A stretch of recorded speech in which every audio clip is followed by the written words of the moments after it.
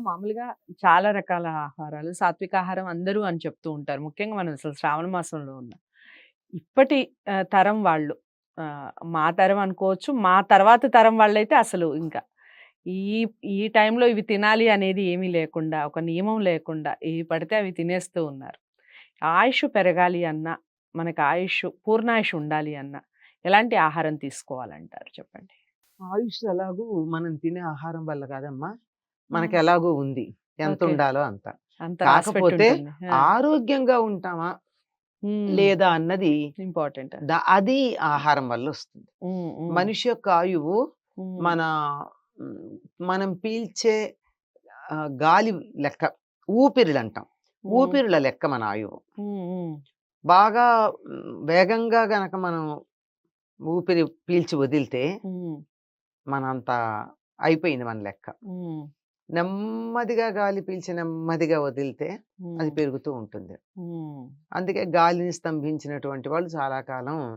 మునులు వాళ్ళు మనల అని పరిగెత్తుకుంటూ వచ్చిన వాళ్ళు ఆయాసపడ్డట్టు హ్మ్. అట్లా అన్నారు గనక వాళ్ళు ఎక్కువ కాలం జీవించి ఉండేవాళ్ళు.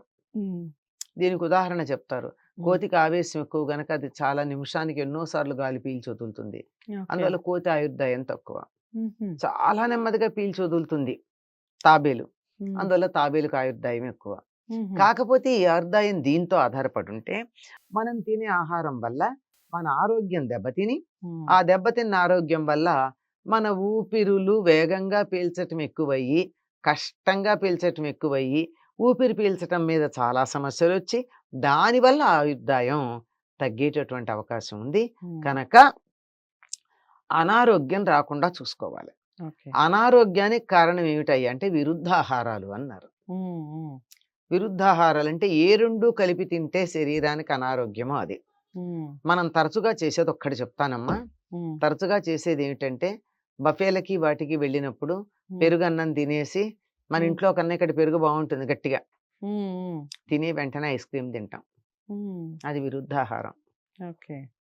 మంచి కారం కారంగా ఉన్నటువంటి స్నాక్స్ తిని, హ్మ్. తింటూ కూడా కాఫీనో, టీనో తాగుతాం. హ్మ్. ఉప్పు, పాలు విరుద్ధాహారం. హ్మ్.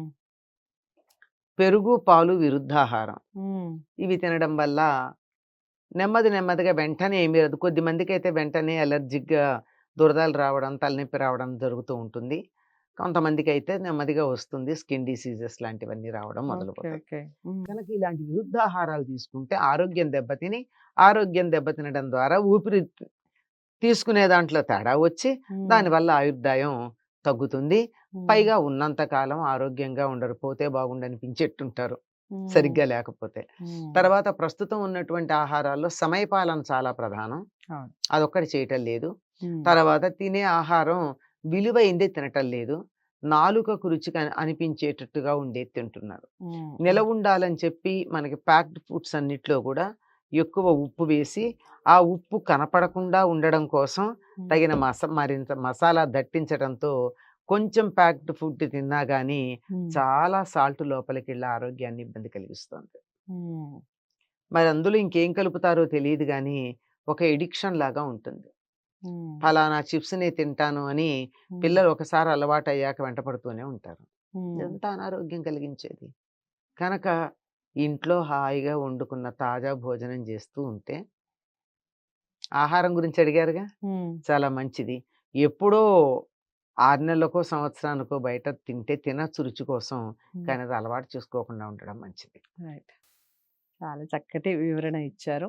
చాలామంది ఈ మధ్య కాలంలో మరీ ఆహ్, విమర్శించడం కాదు గానీ ఆర్డర్స్ వచ్చిన తర్వాత అసలు వంట చేయటం కూడా చాలా ఇళ్లల్లో మర్చిపోయారనే చెప్పొచ్చు.